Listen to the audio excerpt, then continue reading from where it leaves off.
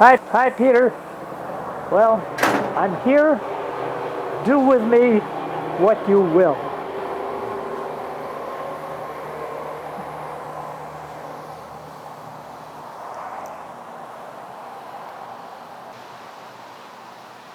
There are two things that I've done in my life that are most important to me that I can talk about.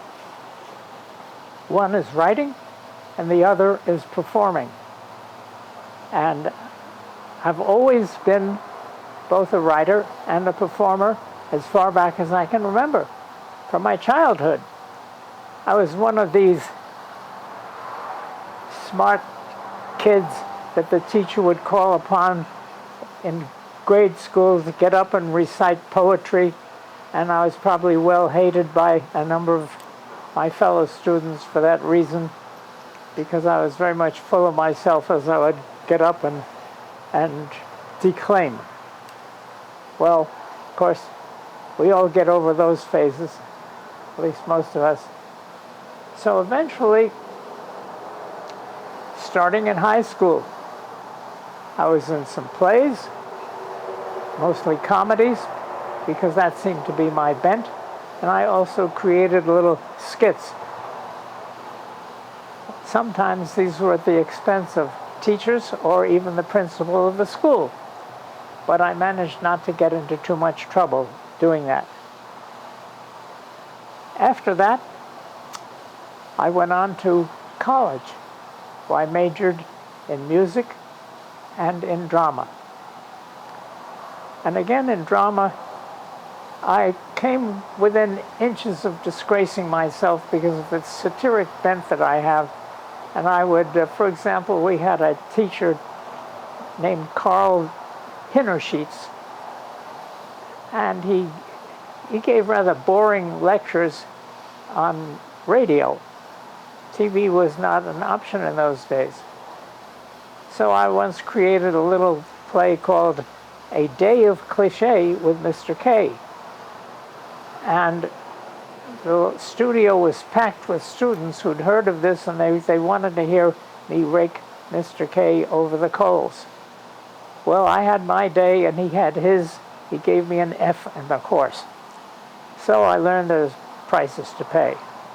I don't have any record of that, I'm sorry to say. But later I went on.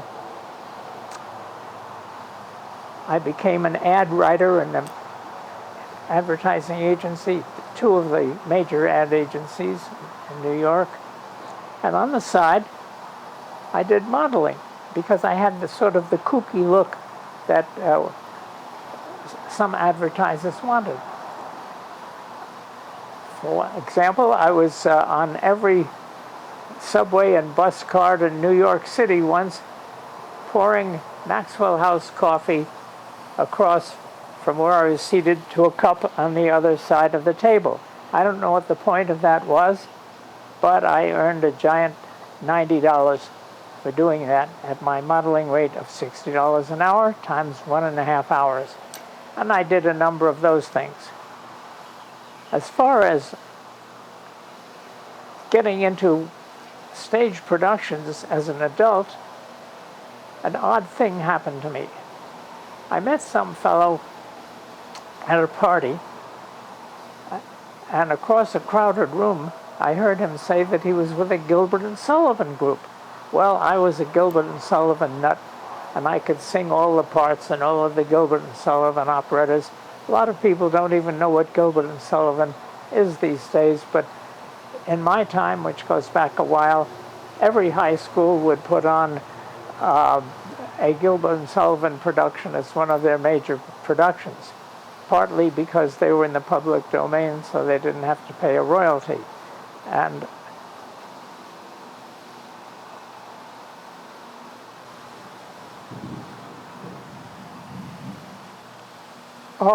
if I move over a little bit, I can. It was blocked by the lens. I see it. Are we on? Okay.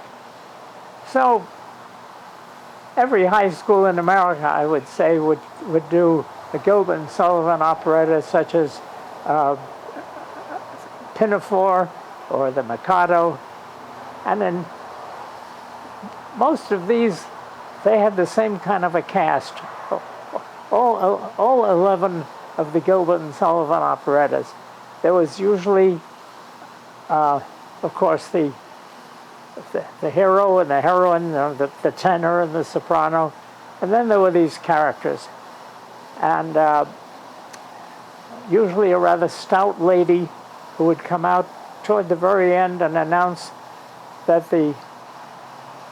she had switched the babies and didn't tell anybody for some reason. And so one of them, who was considered to be just a poor nobody, was really the king, and the other one was just relegated to being a nobody, and so on.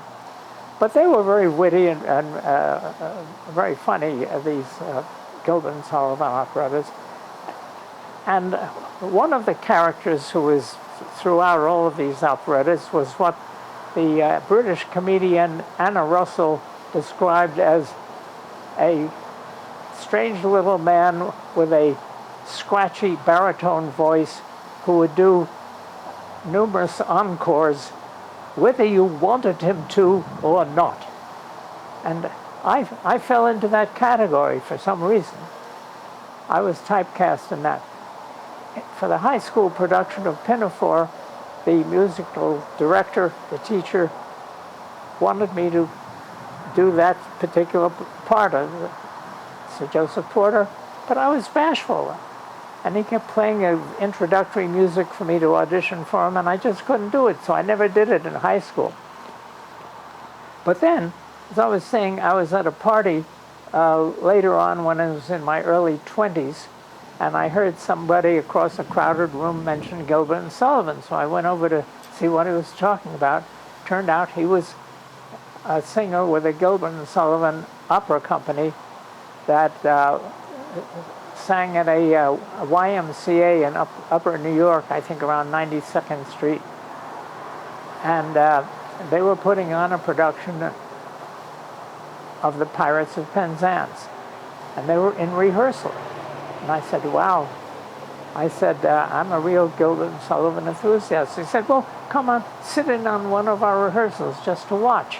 And I don't know if that was the kind of thing, when people say, oh yes, you must look us up sometime, and they don't really mean it. But whether he really meant it or not, I showed up at the date he gave me of their next rehearsal to this YMCA. And this was a big auditorium they had, and the Pirates of Penzance was being given a musical rehearsal, not on stage, but in the auditorium itself. The cast was seated in seats in the auditorium. And there was a pianist there, and there was the director, a man named Arnold Spector, kind of what I call a Jewish leprechaun, who had quite an effect on the rest of my life.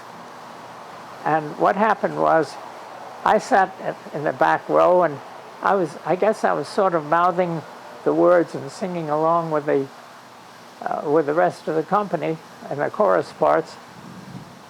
And then came the time for this Major General, who was again this strange little man with a scratchy baritone voice who'll sing encores whether you want him to or not. And all of these people come on, these characters, and they sing a long, multi-versed, what's called a patter song, which goes very rapidly, and goes on and on about who he is and how he got to be this position, and it's kind of funny. And so when it came time for him to introduce himself as Major General, the director points to the back of the auditorium and he says, "Sing." And everybody turns around, including me, but there was nobody behind me. And I turned back, and he was looking expectantly at me. He had never met me. He had no idea who I was. To this day, I don't know why he pointed me and said, "Sing." But I sang. I am the very model of a modern Major General of information, vegetable, animal, and mineral. And it goes on and on and on and on. and then the chorus sings, yes, yes, he's the Marlin, and so on. But people were giving me strange looks. Who is this character? Where did he come from? So we got through this thing. I did the whole thing from memory. And when it was all over, he announced a coffee break.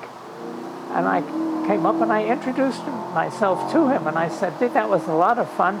You know, I really like Gilbert and Sullivan, and could I come on in your show carrying a spear or some non-entity thing? He says, what are you talking about? You're the Major General.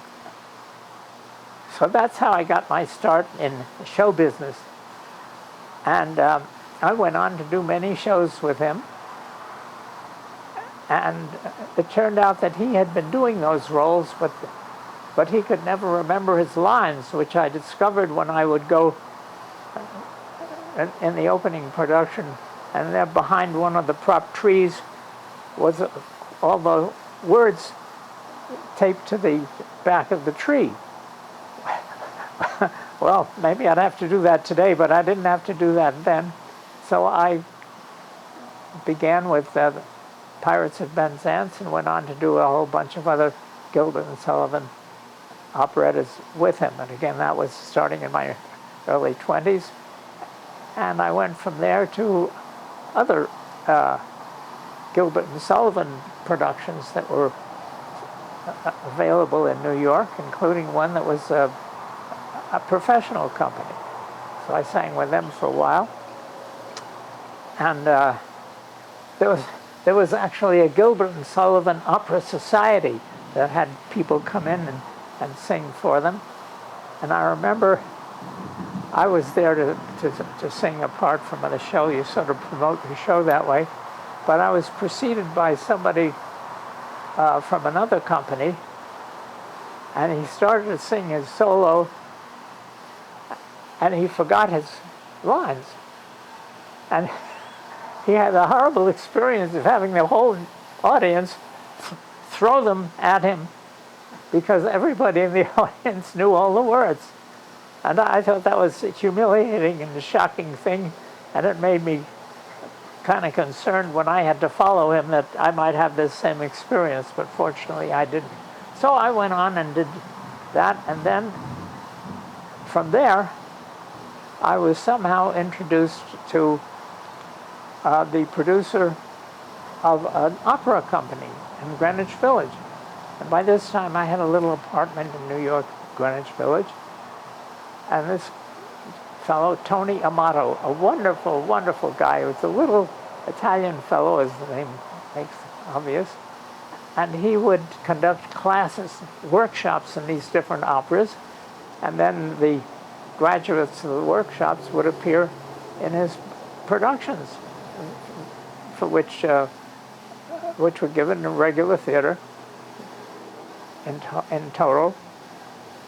Well, I began singing with him, and I got the comedy parts. I always get the comedy parts, but in the case of Italian opera, instead of being a skinny little guy, as in Gilbert and Sullivan, you're a fat guy in Italian opera. So they had to strap a pillow on me under my costume, and I'd sort of waddle out, and I'd sing. And they were basso roles, usually sung in a rich bass voice, which I don't have now, and I never did have, but I would sort of fake it, but I could be funny in the role, and that's what counted. And one very memorable occurrence took place in the opera La Bohème. And I have to illustrate what I did, a speech that I gave in Toastmasters organization many, many years later, and in which I talk about this, and then I don a wig and I sing a little bit of the Musetta's aria. What I actually did, I had two different parts. Benoit, who's the landlord who gets thrown down the stairs in the first act, and in the second act I changed my makeup and I become Alcindoro. who is kind of an old, lecherous old goat, who is escorting the lovely Musetta to the Café Mamousse, which is a bustling cafe where all of the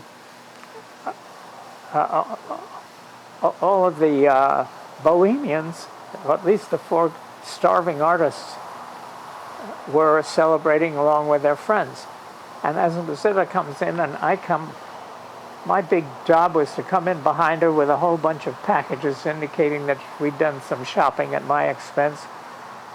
And she spies her former lover, and she begins singing a very flirtatious song, mainly to him. This is her big number. It's her big moment in the opera. It's called Musetta's Waltz, and goes da da da da da la la la la la la. And so I'm just sitting there with nothing to do while she's singing that song. Well, of course, that's what I should be doing. Every so often I was supposed to come in and sing, Quella gente che dirà, what will people say? Being shocked by her behavior, flirting with this old boyfriend of hers. But that wasn't enough for this ham. It turns out that we were served dinner at the cafe by a waiter, and since this was a low-budget production, the dinner consisted of saltine crackers, along with some grape juice to represent wine. What the crackers represented, I have no idea, because a saltine cracker is a saltine cracker. But at any rate, as Musetta began singing, and I was shocked and humiliated by this, I began nibbling at these saltine crackers, and I began stuffing them into my mouth in a sort of a rabbity fashion. And I heard laughs out in the audience. And I heard a laugh from Tony Amato, who is conducting from the pit. And I heard some laughs from backstage. Well, how much more encouragement would I need than that? So I began stuffing more and more saltines into my mouth. I was full of saltines by this time. And as I was doing, and poor Musetta, she's going around back and forth on singing to her, flirting with her boyfriend, and she's hearing laughs. Well, it's not a funny aria. And she's wondering, I'm sure, why are people laughing? But I'm way behind, upstage of her, literally upstaging her while I'm doing this business. And I'm thinking, yes, but this has got to come to a climax of some kind. What do I do to end this whole thing? Well, I remembered, of course, that at the end of her aria, Musetta gives a shriek. And she takes off her shoe, and she's pretending the shoe is too tight. She gives it to Alcindoro so that he can go off and have it fixed, while she falls into the arms of her boyfriend, and everybody goes out laughing and singing, and Alcindoro comes back, and the waiter presents him with the bill for everybody, and he faints, and that's the end of Act 2 of La Boheme. Well, but right now, she's still singing, and I'm still chewing on the saltines. So then, at the very end, inspiration strikes. She gives out this scream, and a whole cloud of powdered saltines erupts from my mouth, sort of like a small atomic bomb. And that the audience just howled, and the director practically fell off his stool. And Musetta, with a very puzzled look on her face, because it's not supposed to end with a giant laugh. But she goes off, of course, with the boyfriend, and the act ends shortly. Well, that was all I had to do. My job in that performance was over. So I was able to escape before Musetta would find out why people were laughing and wring my neck, which she was entitled to do. Well, of course, by this time I had found the mother lode as far as what I was going to be doing thenceforth in La Boheme. And fortunately, there was a never-ending supply of sopranos and therefore of mosettas. I had a different one every night, but the director really liked what I did, and even though it's destroying the essence of what was supposed to be happening in his production, but he thought it was very funny. And so I kept coming back to do this whole saltine bit. Well, I became at that point a connoisseur of saltines because I wanted to be sure they had the right amount of crispiness. So I began bringing my own saltines just to make sure that I wouldn't have a soft saltine that would just spoil my act. And this went on, and the director would practically fall off his stool every night, and the people who were in a later act would be standing in the wings to watch what was going to happen. Well, one night, it was like a movie script. I get a card sent back to me in the dressing room from an agent from the David Merrick office. Well, David Merrick was the big Broadway producer at the time. And would I spend a few moments with him? Well, would I indeed? So it turned out that he thought I was a pretty interesting guy, what I was doing, and would I like to come and audition for a show that they were putting on that would start out by touring and then come to Broadway. Well, I thought about it. But at that point, I was married. I had either one or two of my eventual children, house in the suburbs, a job, a well-paying job with an advertising agency. I was just doing this for fun. And I said, well, thanks, but no thanks.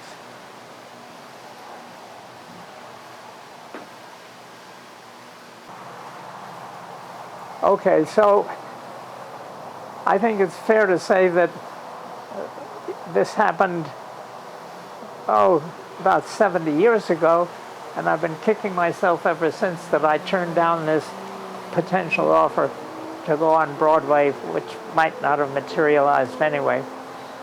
But then I was, as I mentioned, I was working for an ad agency, and as a sideline, I did modeling work. Well, the kind of modeling I did was that of sort of the kooky character type, obviously not the handsome hero type. And I did a lot of those as a model. But then I bought myself a theater organ. Theater organ, I mean, it's an electronic organ that replicates the sound of the old Wurlitzer pipe organs that they had to augment the silent movies of the day. The theaters would have either a full orchestra, if it was a big theater, or a pipe organ or a pianist. So it was usually the Wurlitzer organ, and in between movies they would do the Follow the Bouncing Ball community sing. So I became fascinated with these Wurlitzer organs, and one time while I was in Gimbel's department store in New York, going up an escalator to buy a rug for my apartment, I heard this organ being played, and there was a section in Gimbel's that they sold these Wurlitzer brand organs. So I stopped. I never bought the carpet, but I bought a Wurlitzer organ. Well, of course, this was not a real Wurlitzer pipe organ. It was just a company that made electronic organs, and they used the name Wurlitzer.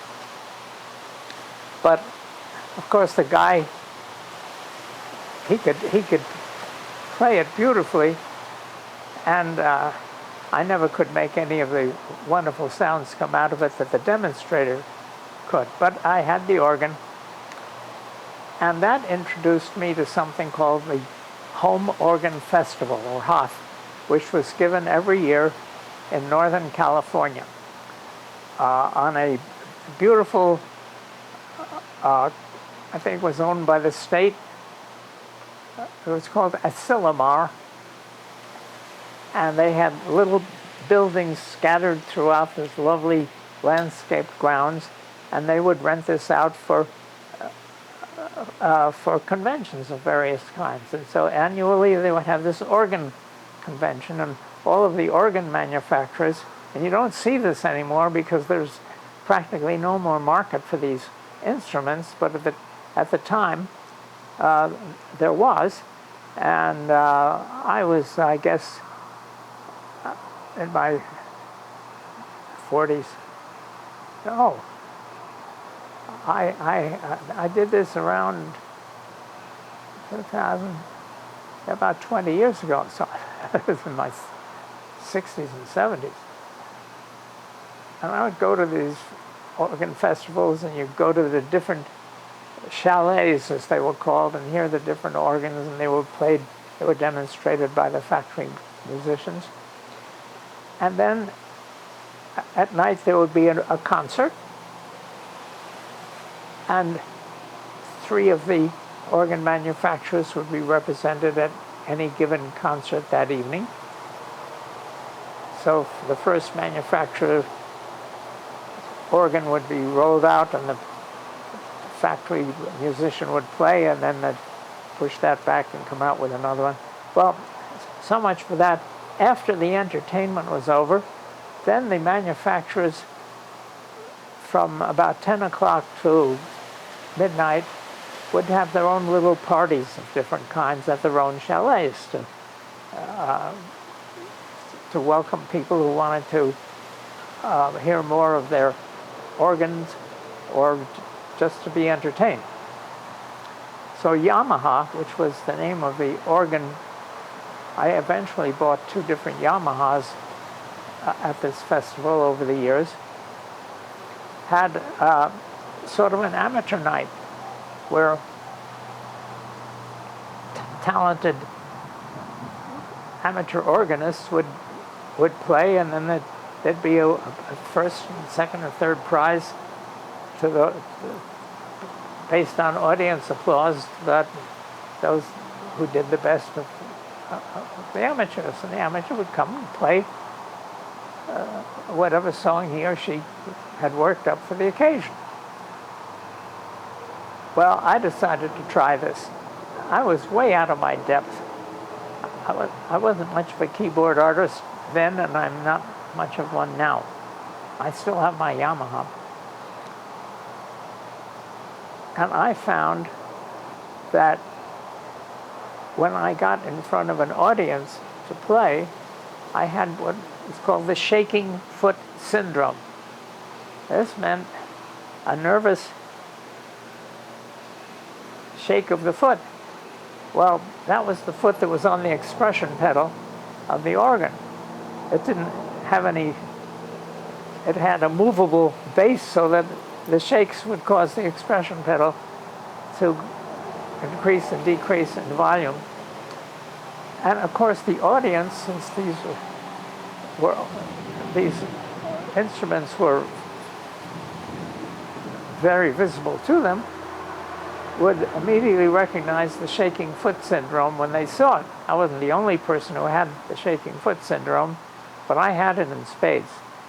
And of course, it gets worse when you're trying to, as a musician, you're trying to control the shaking foot, and you're looking out at the audience and see them smirking and nodding and poking at one another, and they're saying, oh yeah, this guy's scared as can be, which of course makes it worse.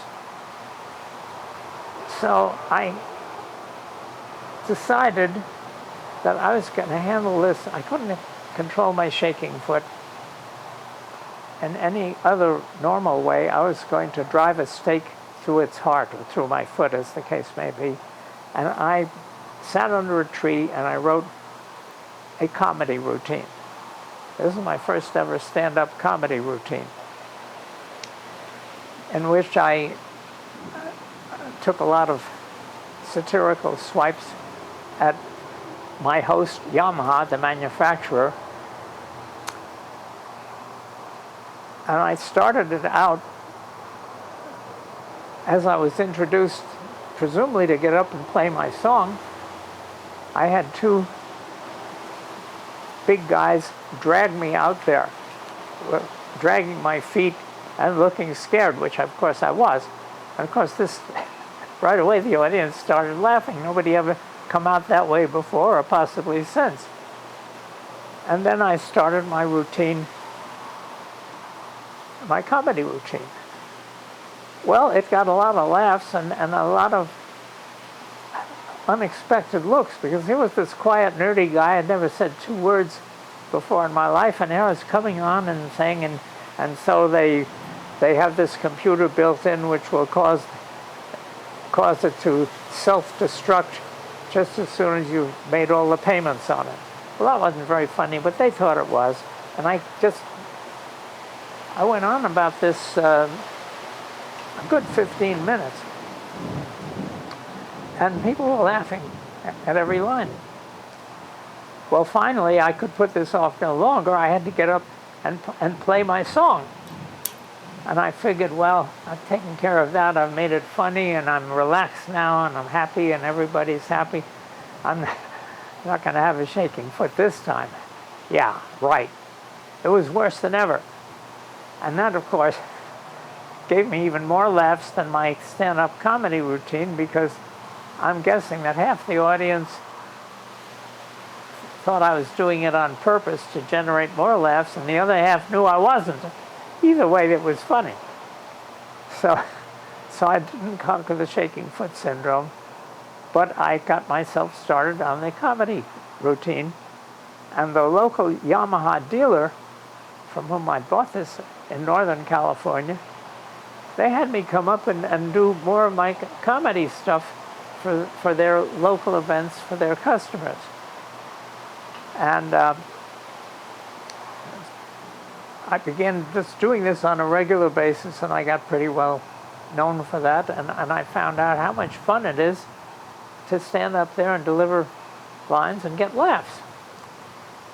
So that's part of my life that got me started doing that.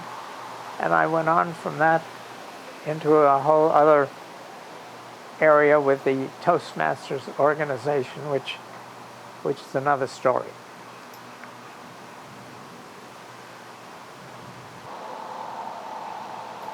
Strange things happen in the acting business. I could tell a couple of incidents that happened to me. One afternoon or evening, I got a call from a producer. I'd never even heard of him. And he asked me if I could be a cat. Now, somebody called the average person and asked them if they could be a cat, they would, hang up or say, if you call me again, I'm going to call the police. When an actor will say, yeah, sure, I can be a cat. They were asking if he could be a kangaroo or a snail or a termite, he would say yes. Actors say yes all the time. So yes, I could be a cat. So I was told to show up at such and such a studio the next morning, which I did. And there I was introduced to two people. One was a lady whom I didn't know, and the other was a man whom I knew from having seen him on Dallas program after program. This was Patrick Duffy, who played the part of the brother of, what's it, J.D., I think his name was Larry Hagman, who was this villainous guy who did that so well. Anyway, Patrick Duffy was there, and he was in this short thing that's going to be with me and this lady. And I wasn't told what this was going to be about, why I was there, and I got the impression that I got this late call to show up the next day and be a cat because whoever was supposed to be a cat had become indisposed, run over by a bus, or who knows what. So anyway, this was about magic catnip. And I had to sit there while two pieces of what was represented to be catnip were shoved up my nose, one in each nostril, and that caused me to turn into a cat. So I would lie down like this and meow, and so on. I don't know why I was doing this. I only knew it was a payday for me. So I did it. And later in a conversation with, when the cameras were off with Patrick, I said to him, I sort of asked him what this is about, and he said, well, he doesn't know much about it. I said, well, after all, you're the one who gets the big bucks. He said, I'm not getting paid at all for this. I thought that was interesting. I was getting paid and Patrick Duffy wasn't. But I didn't press him on this at all, and that was the end. And I've seen it. It's part of a series. I can't remember the name of it. A comedy series of some kind, of just short 5 or 10 minute film bits. I didn't think it was particularly funny or particularly good, but to this day, there's got to be a good 20 years after I made this, after I was a cat for a day, I'm still getting residual checks from Warner Brothers for princely sums such as $14.27 and what have you. I get maybe 2 or 3 a year. So they're still running this thing somewhere. Why, I don't know. Another rather interesting thing, or I think so, was when I was a model and I was asked to show up for an airline commercial, an airline print ad, not a commercial, print ad. And I was going to be an executive showing off their first class seating of, I think it was United Airlines. And could I show up in a nice business suit and look like an executive? Sure, if I can be a cat, I can be a business executive. Turns out I didn't happen to have a business suit because I'm an informal guy in my regular life. But I rushed down, this was in New York, I rushed down to Barney's clothing store and managed to find a 3-piece dignified gray pinstripe business suit that fitted me without any need for alteration. So I bought it. It cost me about $75, I don't know. And this was probably going to be about as much as I'd get paid for the modeling job, but I figured, well, I could always use the suit anyway, so it'd be doing the day's work to get a free suit. It's okay. I didn't have anything better to do. So I showed up at the photographer's studio, and he says, well, he says, take off the jacket and take off the vest. Okay. So I took off the jacket, I took off the vest. And they had a first-class airline seat there in the studio. He said, okay, now just recline the seat and lie back and look blissfully comfortable. So I did as instructed. I got the, and he would say, well, as photographers do, they always like to, the professional photographers, they like to take about 40 pictures of you doing the same thing, only just a little bit differently, and it's like throwing spaghetti against the wall. They'll pick out the one that's they think is just right. So I had the different looks of bliss, super bliss, less than super bliss, and what have you, different expressions. And this went on for an hour and a half or so.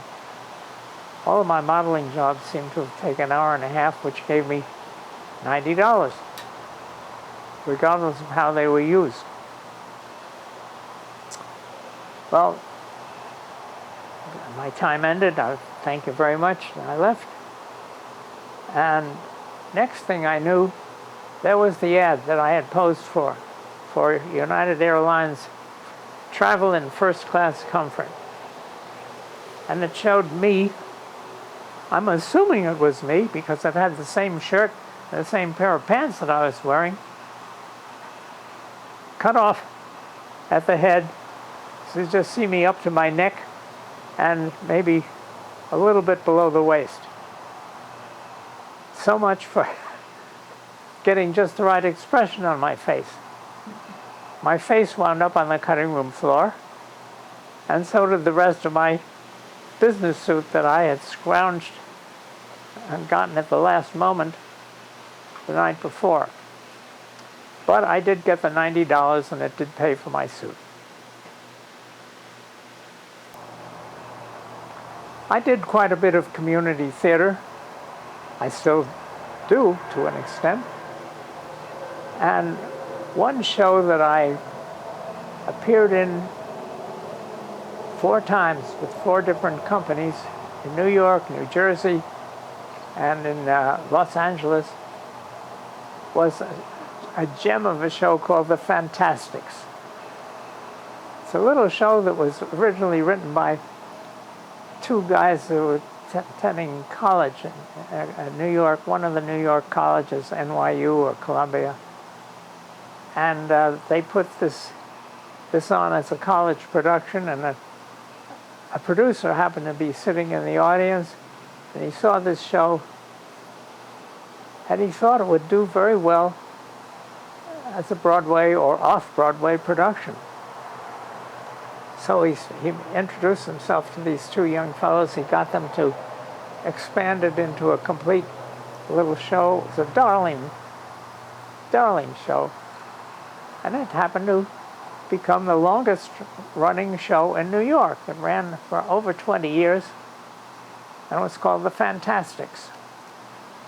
And it had its own little theater in Greenwich Village where it ran for this entire length of time. So I was in several different community productions of The Fantastics. And I played, depending on what production I was in, one of 2 parts. The part that I thought was the funniest, it's a musical show, and almost everybody sings except for me, which many people would consider to be a good thing. But I'm an ancient ham Shakespearean actor who becomes part of this show. And I make my entrance by coming out of a trunk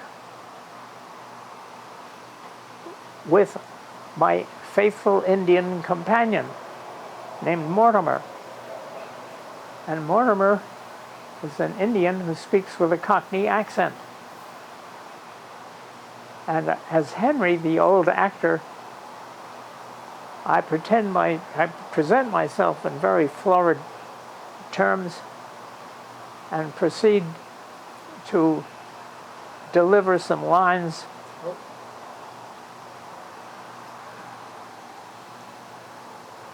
So I make my entrance by coming out of a trunk. This is kind of a magical show where all kinds of things like that happen. And not only do I come out of a trunk, but also I'm accompanied by my faithful Indian companion, Mortimer. Now, Mortimer is not the name the average Indian would have. I should say Native American these days. But even more absurdly, he spoke with a Cockney accent. And he has a death scene. I'll just briefly show this because to give you an idea of how funny this can be. He specializes in death scenes. I specialize in Shakespearean declamations. But Mortimer's, the way he does his death scene, he spies the enemy somewhere. He's doing all this pantomime. And he takes out his bow and arrow, and he pulls back on the bow and arrow, and his hands begin to shake from the effort. And gradually, the bow and arrow turn around till the arrow is facing him, and he lets it go, and he dies. And that's the way he dies. And he says, and it was so good, people would say, "Die again, Mortimer, die again." But of course, I never did. So that was Mortimer. But I was Henry, the kind of befuddled old English Shakespearean actor who would get up to deliver a speech. And in this speech, he includes lines from different plays, which is all melded together because he can't remember anything differently. And so that's his big scene. I did that in several productions, and I directed one of the productions, and it's always been a favorite of mine, and I keep hoping to either see it again or preferably to be in it again, because I think I could portray an old, befuddled Shakespearean actor. And as once happened to me when I was doing, I started doing character comedy parts who were old men from the very beginning, from my first show. And I would, of course, put on the gray makeup, lines, deep lines in my face, and put gray in my hair and everything. Until the day came, I'll never forget it. I was in the dressing room. I got out my gray spray paint and my deep liner to put in my face. And the makeup lady said, "You don't need to bother." Well, I knew that a turning point had come in my life. So from then on, I did old people without makeup, which I can still do today, believe it or not. Anyway, that was the Fantastics, and I thoroughly enjoyed it.